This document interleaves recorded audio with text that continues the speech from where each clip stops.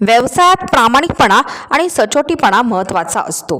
केतकर बंधू ज्वेलर्सने या तत्वानुसारच आजवर आपला व्यवसाय केल्याने आज ते यशाच्या शिखरावर पोहोचले आहेत।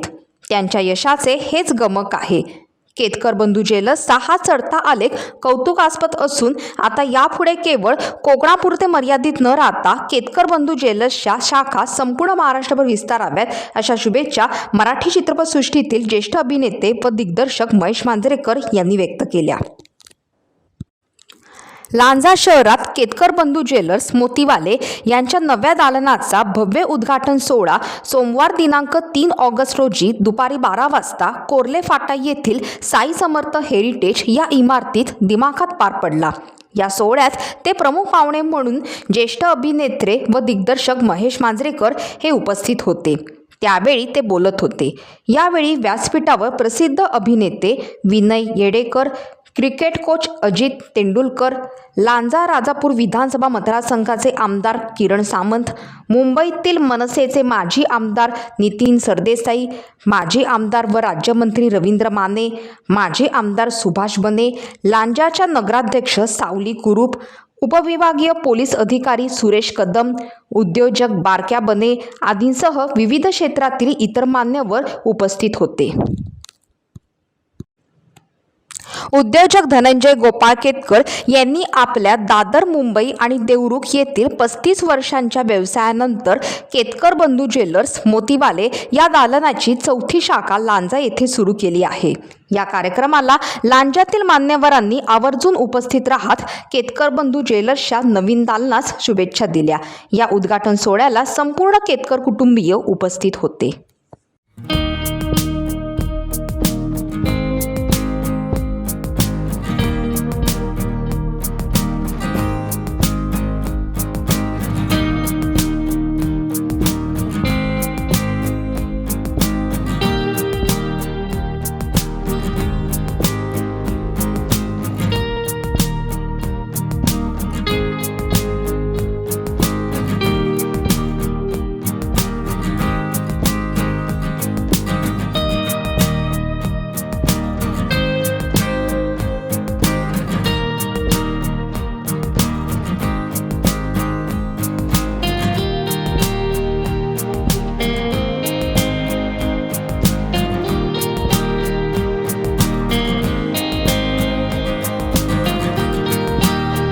मित्र म्हणलं झालं की प्रमुख पाहुणा वगैरे अशा काही प्रकारे आलं तेव्हा पण आम्ही आलो होतो आणि आता इकडे उघडतोय। तर जास्त काही नाही बोलता ह्या म्हणजे हे जे दुकान आहे तर उत्तमात उत्तम चालूच आहे आणि सर्व तुम्ही लांजाच्या सर्व लोकांनी त्याला सपोर्ट करा, कारण अतिशय सुंदर असे यांचे दागिने असतात आणि आम्ही ते अनुभवलेलं आहे। देवरुखला सुद्धा अतिशय सुरेख रीतीने यांचं दुकान चालू आहे। तर इथे पण तुम्ही सर्वांनी आपलं मानून सर्व त्याला पाठिंबा द्या एवढीच विनंती करतो। जय हिंद, जय महाराष्ट्र। मला या ठिकाणी मुद्दाम सांगावंसं वाटतं की केतकरांच्या मुंबईमध्ये 2 शाखा आहेत। त्याच्यानंतर बार्केटच्या मदतीने त्यांनी देवरुख येथे शाखा स्थापन केली आणि 4थी शाखा ही आपल्या लांजा तालुक्यात स्थापन होते। खरोखरच हे त्यांच्या प्रामाणिकपणाचं, चांगल्या विश्वासाचं हे उदाहरण आहे आणि की अशाच त्यांच्या भविष्यात शाखा प्रत्येक तालुक्यात स्थापन करण्याचा त्यांचा मानस आहे। याला देखील माझ्याकडून शुभेच्छा।